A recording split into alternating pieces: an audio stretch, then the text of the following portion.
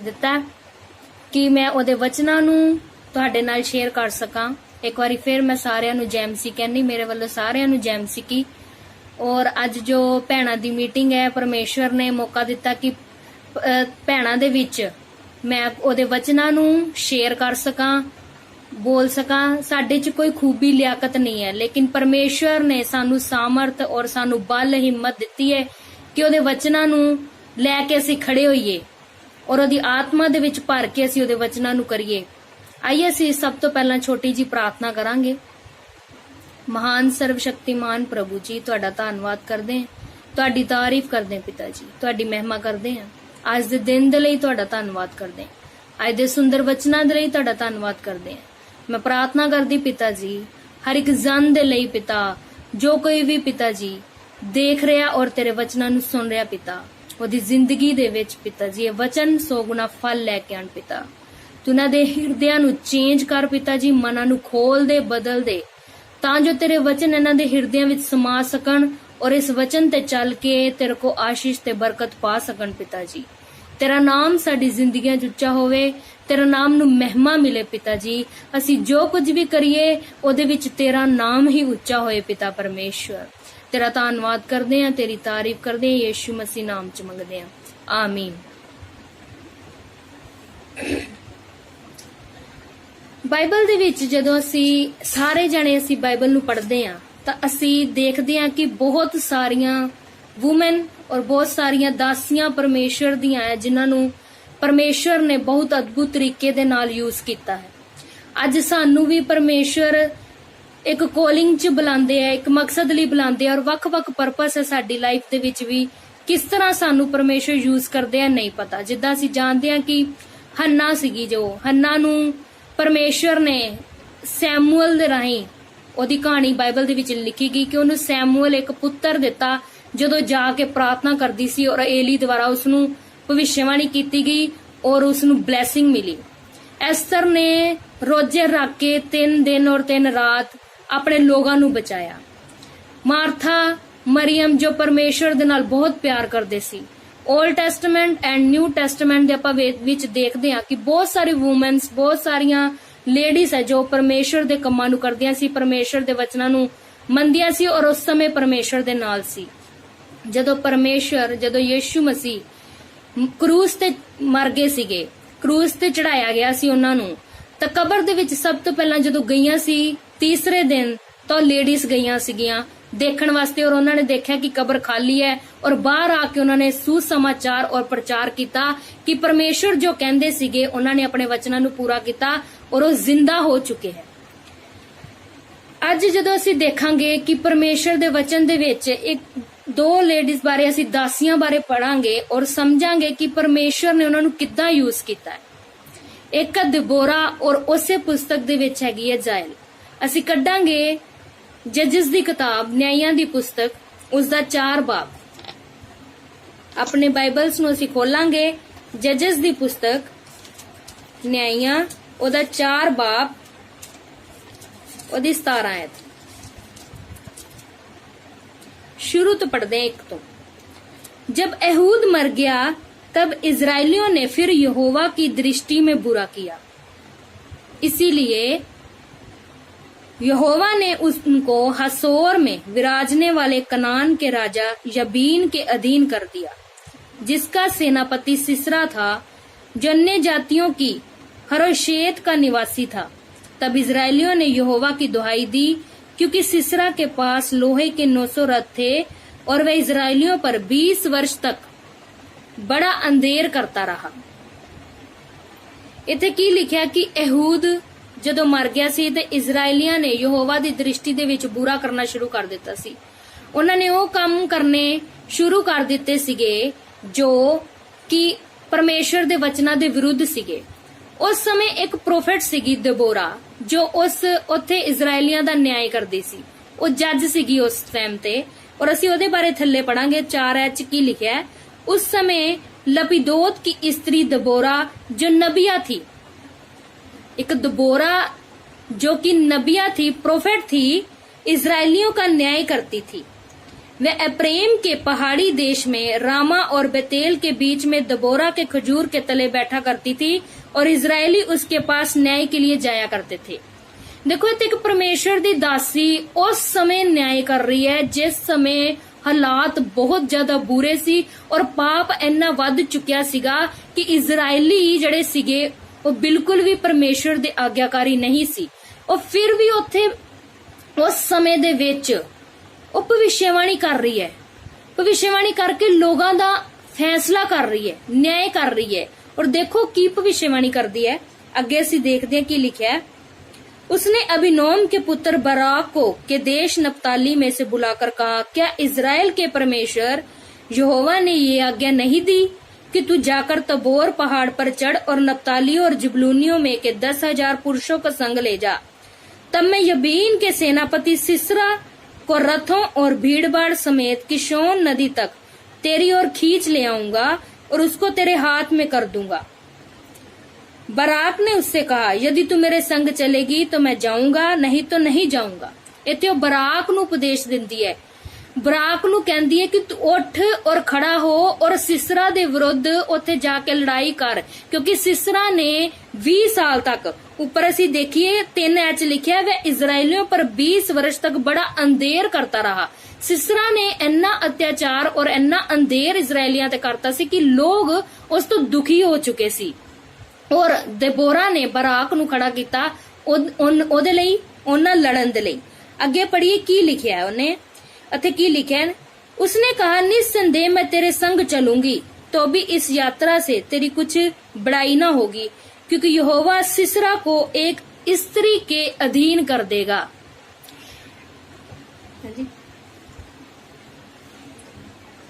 Hello लिख के दई जाओ।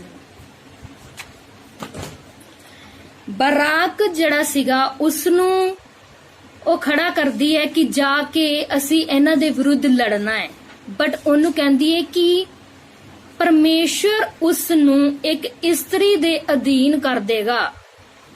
ਇੱਥੇ ਉਹ ਭਵਿੱਖਬਾਣੀ ਕਰ ਰਹੀ ਹੈ ਔਰ ਦੱਸ ਰਹੀ ਹੈ ਕਿ ਉਹਨੂੰ ਉਹ ਇਸਤਰੀ ਦੇ ਅਧੀਨ ਕਰ ਦੇਗਾ, ਜਿਹੜੀ ਕਿ ਅੱਗੇ ਜਾ ਕੇ ਪੂਰੀ ਹੁੰਦੀ ਹੈ। ਅਸੀਂ ਦੇਖਾਂਗੇ ਉਸ ਤੋਂ ਬਾਅਦ, ਤੁਸੀਂ ਫ੍ਰੀ ਜਦੋਂ ਹੋਗੇ ਪੂਰਾ ਚੈप्टर पढ़ सकते हो। ਤਾਂ 12वीं आयत लिखा है, जब सिसरा को ये समाचार मिला अबीनोम का पुत्र बराक तबोर पहाड़ पर चढ़ गया है, तब सिसरा ने अपने सब रथ जो लोहे के 900 रथ थे और अपने संग की सारी सेना को अन्य जाति के हरोशेत से किशोन नदी पर बुलवाया। सिसरा नू पता लग गया कि मेरे कोई विरुद्ध खड़ा हो गया जो मेरे नाल लड़ाई लैन लई आ रहा है। उन्हें की कीता, अपने सारे बंदे और सारे 900 रथ जिन्ना ओदे कोलों सीगा ਉਹ ਸਭ ਨੂੰ ਉਸਨੇ ਤਿਆਰ ਕਰ ਲਿਆ। ਕਿਹਦੇ ਲਈ? ਯੁੱਧ ਕਰਨ ਦੇ ਲਈ। युद्ध होया, अगे असी पढ़ांगे युद्ध होया तो की होया 15 च, तब यहोवा ने सारे रथों वरन सारी सेना समेत सिसरा को तलवार से बराक के सामने घबरा दिया। सिसरा जड़ा सी वो बराक दे सामने डर गया, लेकिन बराक ने सिसरा नू हजे मारिया नहीं सी, सिर्फ वो डरिया सीगा, क्योंकि उत्थे एक दिबोरा जड़ी सीगी परमेश्वर दी दासी, उसने भविष्यवाणी कीती सी कि परमेश्वर सिसरा नू यहोवा एक स्त्री दे अधीन कर देगा। ओदी प्रोफेसी फुलफिल होनी अजे बाकी सी। उत्थे की होया, जदों सिसरा ओदे तो डर गया बराक तो, और बराक ने अन्य जातियों के हर्षेत तक रथों और सेना का पीछा किया और तलवार से सिसरा की सारी सेना को नष्ट की गई और एक भी मनुष्य ना बचा। बराक ने सारी सेना नू नष्ट कीता, बट सिसरा नू नष्ट नहीं कीता। स्टोरी नू असीं ध्यान नाल समझिए, बहुत डीप गल्लां ने इहदे विच, लेकिन असीं देखिए कि बराक नू नबी लैके आंदी है, एक दिबोरा जो परमेश्वर दी दासी वो लैके आंदी कि लड़ाई लड़ और इस जड़ा दुष्ट है इस नू खत्म कर, लेकिन उसनू परमेश्वर ने एक स्त्री दे अधीन कर दिता। और सारी सेना तो खत्म कर दिंदा है, बट उसनू मार नहीं सकदा और सक्या। अगे देखिए की लिखा है, परंतु सिसरा पांव हेबेर केनी की स्त्री याएल के डेरे को भाग गया। सिसरा किथे चला गया? सिसरा भज के याएल एक स्त्री है थे ओदे घर चला गया। क्योंकि हसोर के राजा यबीन और हबेर केनी में मेल था। ਜਿਹੜਾ ਯੇਲ ਸੀਗੀ ਉਹਦਾ ਹਸਬੈਂਡ ਔਰ ਜਿਹੜਾ ਉੱਥੇ ਦਾ ਰਾਜਾ ਸੀ ਜਿਹਦੇ ਵਿਰੁੱਧ ਲੜਾਈ ਲਿੱਤੀ ਗਈ, ਉਹ ਆਪਸ ਚ ਫਰੈਂਡ ਸੀਗੇ। लेकिन याएल ने देखो की कीता। तब याएल सिसरा से भेंट के लिए निकलकर उससे कहने लगी, हे मेरे प्रभु, आ मेरे पास आ और ना डर। तब वह उसके पास डेरे में गया और उसने उसके ऊपर कंबल डाल दिया। तब सिसरा ने उससे कहा, मुझे प्यास लगी है, मुझे थोड़ा पानी पिला। तब उसने दूध की कुप्पी खोलकर उसे दूध पिलाया और उसको उड़ा दिया। देखो, ਉਹਦੇ ਘਰ ਆਂਦਾ ਹੈ, ਉਹਦੇ ਘਰ ਆ ਕੇ ਉਹਨੂੰ ਬੁਲਾਉਂਦੀ ਹੈ, ਉਹਨੂੰ ਕੰਬਲ ਦਿੰਦੀ ਹੈ ਸੌਣ ਦੇ ਲਈ, ਉਹਨ ਕੋਲੋਂ ਪਾਣੀ ਮੰਗਦਾ ਹੈ, ਉਹਨੂੰ ਦੁੱਧ ਪਿਲਾਉਂਦੀ ਹੈ, ਪਿਆਰ ਦੇ ਨਾਲ ਉਹਨੂੰ ਅੰਦਰ ਲੈ ਕੇ ਆਂਦੀ ਹੈ, ਪਿਆਰ ਦੇ ਨਾਲ ਉਹਨੂੰ ਪਾਣੀ ਦੀ ਜਗ੍ਹਾ ਦੁੱਧ ਪਿਲਾਉਂਦੀ ਹੈ ਔਰ ਕੰਬਲ ਦਿੰਦੀ ਹੈ ਤਾਂ ਕਿ ਉਹ ਆਰਾਮ ਦੀ ਨੀਂਦ ਸੋ ਸਕੇ, ਕਿਉਂਕਿ ਉਹ ਭੱਜ ਕੇ ਆਇਆ ਸੀ ਔਰ ਆਪਣੀ ਜਾਨ ਬਚਾ ਕੇ ਆਇਆ ਸੀ। च देखेंगे। तब उसने उससे कहा, डेरे के द्वार पर खड़ी रह और यदि कोई आकर तुझसे पूछे यहाँ कोई पुरुष है तब कहना कोई भी नहीं। इसके बाद हेबेर की स्त्री याएल ने डेरे की एक खूंटी ली और अपने हाथ में एक हथौड़ा भी लिया और दवे पांव उसके पास जाकर खूंटी को उसकी कनपटी में ऐसा ठोक दिया कि खूंटी पार होकर भूमि में धस गई। वह तो थका था, इसीलिए गहरी नींद में सो रहा था, अंत वह मर गया। देखिए किदा एक याएल इत्थे इन्हें परमेश्वर की आवाज ने सुनी, ਇਹਦਾ मतलब है परमेश्वर ਦੀ ਦਾਸੀ ਹੈ। ਇਹਦਾ ਕੋਈ ਪਰਸਨਲ ਗੁੱਸਾ, ਪਰਸਨਲ ਬਦਲਾ ਲੈਣ ਦਾ ਕੰਮ ਨਹੀਂ ਸੀ ਇਹਦੇ ਨਾਲ, ਸਿਸਰਾ ਦੇ ਨਾਲ। ਸਿਰਫ ਇੱਕ ਪਰਮੇਸ਼ਰ ਦੀ ਦਾਸੀ ਦੀ ਜਿਹੜੀ ਭਵਿੱਖਬਾਣੀ ਕੀਤੀ ਗਈ ਸੀ ਉਸਨੂੰ ਪੂਰਾ ਕਰਨ ਦੇ ਲਈ ਪਰਮੇਸ਼ਵਰ ਨੇ ਇਸ ਯਾएल ਇਸਤਰੀ ਨੂੰ ਯੂਜ਼ ਕੀਤਾ। ਔਰ ਦੇਖੋ ਉਹਨੇ ਕਿੰਨਾ ਇੱਕ ਜਿਹੜਾ ਸਿਸਰਾ ਸੈਨਾਪਤੀ ਸੀ, ਜਿਹੜਾ ਇਜ਼ਰਾਈਲੀਆਂ ਦੇ ਲਈ ਇੰਨਾ ਖਤਰਨਾਕ ਬਣਿਆ ਸੀਗਾ, ਅਤਿਆਚਾਰ ਕਰਦਾ ਸੀ, ਬੜਾ ਕਰੂਰ ਮਨੁੱਖ ਸੀਗਾ, ਜਿਹਦੇ ਤੋਂ ਲੋਕ ਬਹੁਤ ਦੁਖੀ ਸੀਗੇ, ਉਹਨੂੰ ਕਿੱਦਾਂ ਮਾਰਿਆ, ਉਹਨੂੰ ਦੁੱਧ ਪਿਲਾਇਆ ਪਾਣੀ ਦੇ ਬਦਲੇ, ਉਹਨੂੰ ਕੰਬਲ ਦਿੱਤਾ ਔਰ ਜਦੋਂ ਗਹਿਰੀ ਨੀਂਦ 'ਚ ਸੋ ਗਿਆ तो उस तो बाद की एक खुट्टी लीती और एक हथौड़ा लिता, ਉਹਦੀ ਖੋਪੜੀ ਦੇ ਵਿੱਚ ਐਦਾਂ ਠੋਕਿਆ ਕਿ ਉਹ ਇਧਰੋਂ ਪਾਰ ਨਿਕਲ ਗਿਆ ਔਰ ਉਹ ਤੁਰੰਤ ਹੀ ਮਰ ਗਿਆ।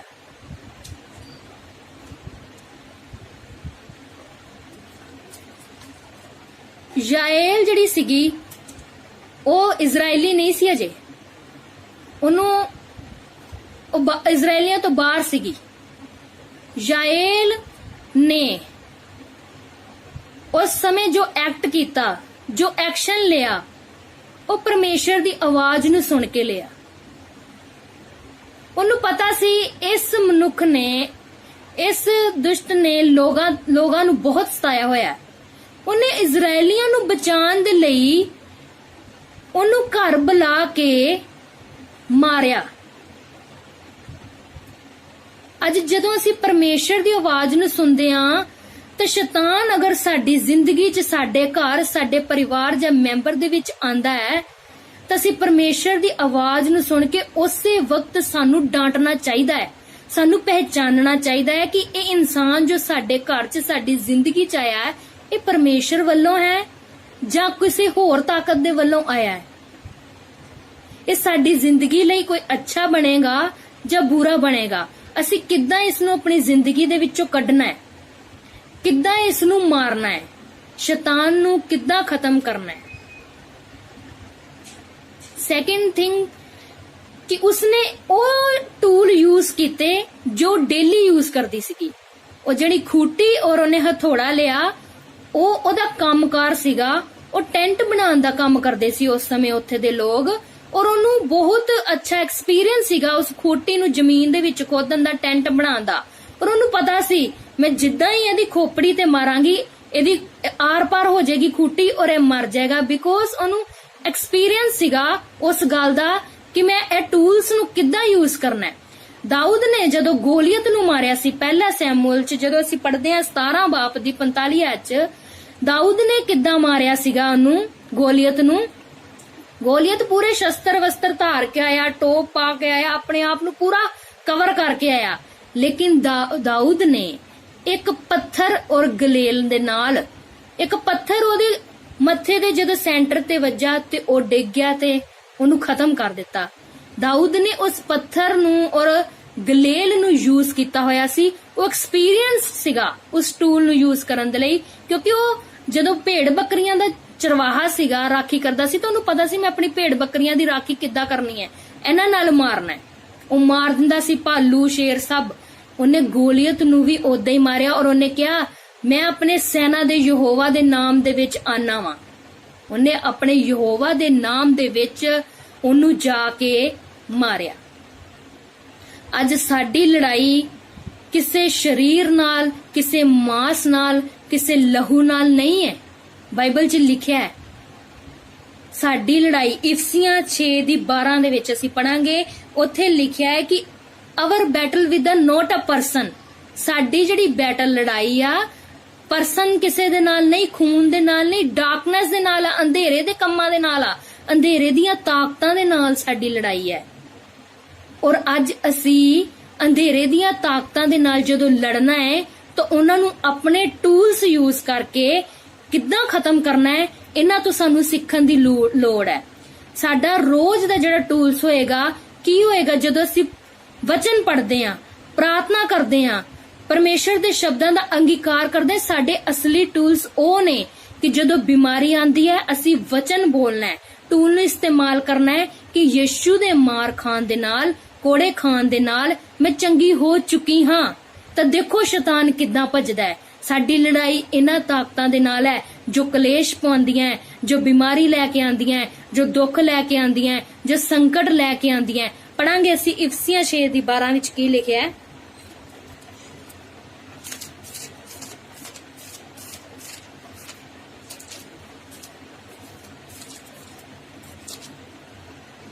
दास तो पढ़ांगे, इसीलिए प्रभु में और उसकी शक्ति के प्रभाव में बलवंत बनो। इतने वचन कहता कि प्रभु की शक्ति दे विच ते प्रभाव च की हो जाओ, बलवंत हो जाओ, क्योंकि इसे लड़ाई लड़नी है। याएल ने लड़ाई लड़ी, याएल ने लोगों की टेंशन नहीं लिती, अपने हसबैंड की टेंशन नहीं लिती, उन्हें किसी की टेंशन नहीं लिती कि मैं किड्डे वड्डे एक सेनापति नूं मारन दे लई जा रही हां। उन्हें देखा कि ये शैतान वालों है, ये शैतानी है, इसनू खत्म करना बहुत जरूरी है। और नबी दी परमेश्वर दी दासी दी भविष्यवाणी नू पूरी होना जरूरी सी, इसलिए वो याएल यूज की गई। अज परमेश्वर बहुत सारी याएल नू यूज करना चाहता है। अज परमेश्वर बहुत सारी दिबोरा नू यूज करना चाहता है, भैणां नू यूज करना चाहता है, और चाहता कि असी आत्मिक हथियारां नू पहन लईए, सत्य नू पहन लईए, धार्मिकता नू पहन लईए, आत्मा दी तलवार जो वचन है उन्नू फड़ लईए और शैतान नू मार मुकाईए। बाइबल च लिखा है बुराई नू की करिए सी, खत्म करिए, क्योंकि हमारा ये मल्ल युद्ध लहू और मांस से नहीं परंतु प्रधानों से, अधिकारियों से, इस संसार के अंधकार के हकीमों से और दुष्ट की आत्मिक सेनाओं से है जो आकाश में है। साडा युद्ध इन्हां नाल है। अगे सानू की पहनन दी लोड़ है, सानू किहड़े अस्त्र शस्त्र पान दी लोड़ है, सानू धार्मिकता दी जिलम पहननी चाहिदी है। इत्थे लिखिया 14 बाब च, अपनी सत्या नाल कमर कसनी असी, पांव में मेल के सुसमाचार की तैयारी के जूते पहनकर। सुसमाचार दी असी जूते पहने, मतलब कि हरदम तैयार रहना सुसमाचार करन दे लई। सुसमाचार करन दे लई असी किद्दां तैयार रवांगे? जदों असी वचन पढ़ांगे, परमेश्वर दी उपस्थिति च रवांगे, परमेश्वर नाल गलबात करांगे, वचनां च प्रेयरफुल लाइफ रोजियां च अगे वधांगे, तां ये सारे शस्त्र वस्त्र जदों साडे कोल होणगे तां शैतान जदों साडे सामने आएगा किसी भी रूप दे विच, असी बहुत जल्दी ओनू इन्हां हथियारां दे नाल मारन दे लई तैयार हो जावांगे। सानू सोचना नहीं पवेगा, असी देर नहीं लावांगे, बट सानू पता असी इस बुराई नू जल्दी तो जल्दी अपनी जिंदगी च खत्म करांगे।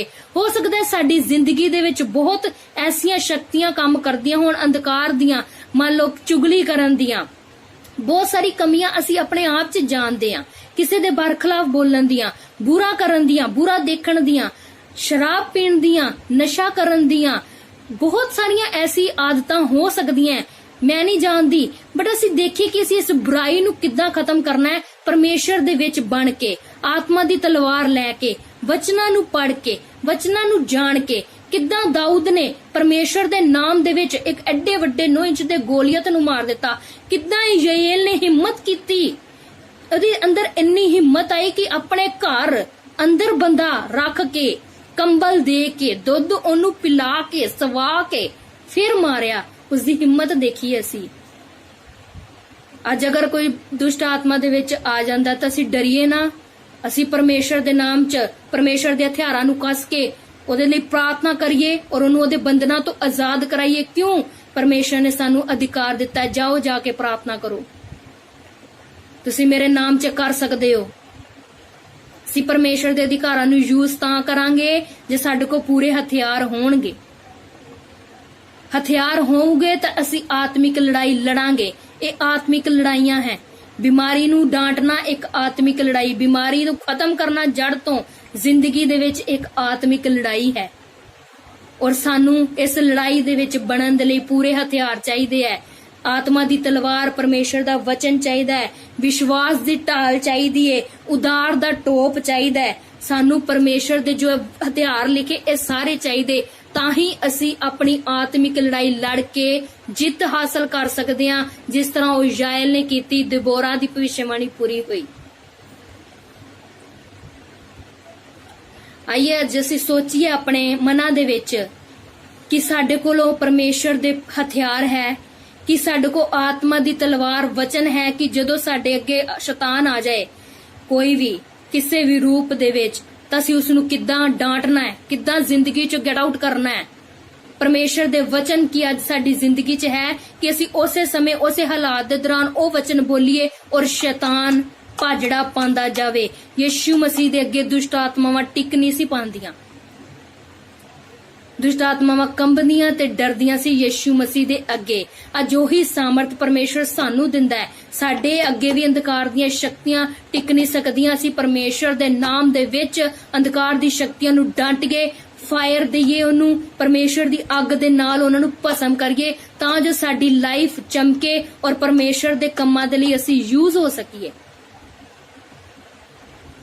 ਐਸਤਰ ਨੇ 3 ਦਿਨ 3 ਰਾਤ ਰੋਜ਼ੇ ਰੱਖ ਕੇ ਆਪਣੀ ਪੂਰੀ ਪ੍ਰਜਾ ਬਚਾਈ। ਅਸੀਂ ਲੋਕ ਬਚਾਨੇ, ਅਸੀਂ ਰੂਹਾਂ ਬਚਾਨੇ, ਅਸੀਂ ਪਰਮੇਸ਼ਰ ਦਾ ਉਸ ਬੋਝ ਨਾਲ ਕੰਮ ਕਰਦੇ ਹਾਂ।